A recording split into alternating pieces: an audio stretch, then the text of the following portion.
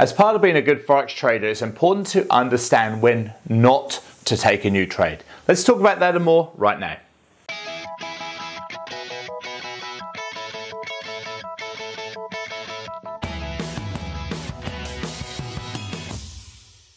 Hi Forex traders, it's Andrew Mitchem here, the Forex Trading Coach with video and podcast number 261. And an important part of being a very good Forex trader is having the ability to reject trades, to see good technical setups, but you may also see a reason why not to take that trade. You see, as a Forex trader, I'm sure that you want to take new trades. It's excitement, it's the buzz of identifying new setups, of taking new trades, because that's what we do. You know, we're looking for trade setups all of the time.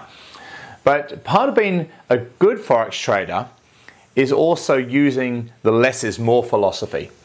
You don't need to keep taking trades in order to do well. You need to have the high quality trades in order to do well, not the volume of trades.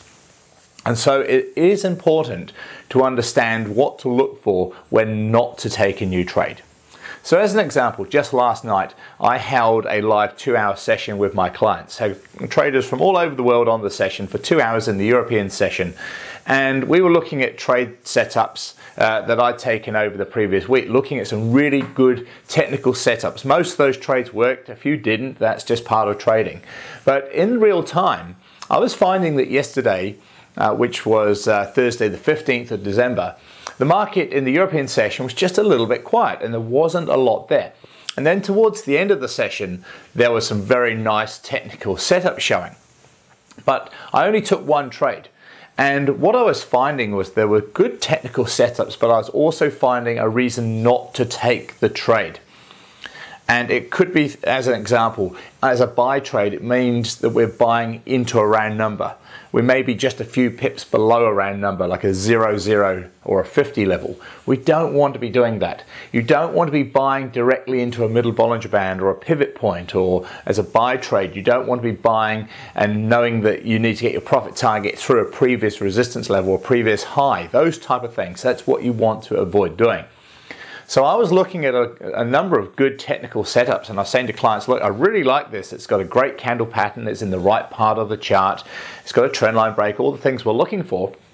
Oh, but this trade's against today's ideal strength and weakness. Or this trade's buying directly into a round number of 0. So there's reasons why not to take those trades. And then towards the end of the session, I found a great technical trade on the Australian dollar, New Zealand dollar on the 6-hour chart. And I took the trade. It had everything I was looking for. It had the great candle pattern. It was in the right part of the chart. Yesterday, you can go and look on my free analysis on my website for Thursday, the 15th of February.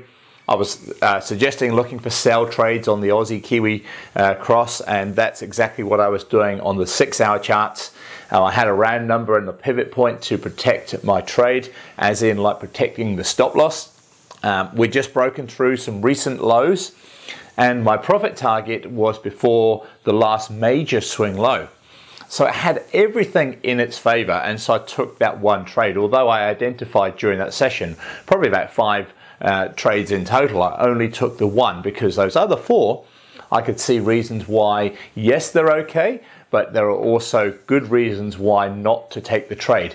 One of them actually had a very low reward to risk. So I said, look, I love this trade setup. It's a New Zealand yen buy trade. So it's looking really, really good. But the reward to risk was not there because I couldn't justify putting my profit target above a round number and there were some previous highs. So all reasons like that we talk about in real time as the market's happening. And that is why live trading with a mentor in real time every week is so good for you. And that's why my clients do so well, because they attend live sessions like this and they're listening to me talking about why, yes, I like this trade, but there's a reason why I'm not taking this trade. That's really, really important. So going back to the Aussie Kiwi sell trade, 6-hour chart trade, absolutely beautiful trade. It retraced up to my entry level absolutely perfectly. It went about 2 pips over, but it didn't matter because I wasn't there at the time. I placed the order. We finished the webinar. I woke up this morning, the trade retraced, got me filled on the sell trade, and in one candle, within 1 bar of 6 hours, it had hit my profit target, and it made me a 2-to-1 reward to risk trade. It wasn't 2 to 1 just because I picked 2 to 1. It's where the profit targets and stop losses needed to be. Just happened to work out at exactly a 2 to 1 reward to risk. So I risk 0.5% of my account on that one trade. I wake up in the morning and I've made a 1% gain on my account from that one trade. Just by being patient, just by rejecting some of those other trades for reasons, you know, it's just a few dents there, even though technically they looked okay. So less is more. Take the higher quality trades, high reward to risk. You'll do really well from that. I hope this helps. This is Andrew Mitchem, the owner of the Forex Trading Coach. Look forward to catching up with you some more trading tips and information, this time next week.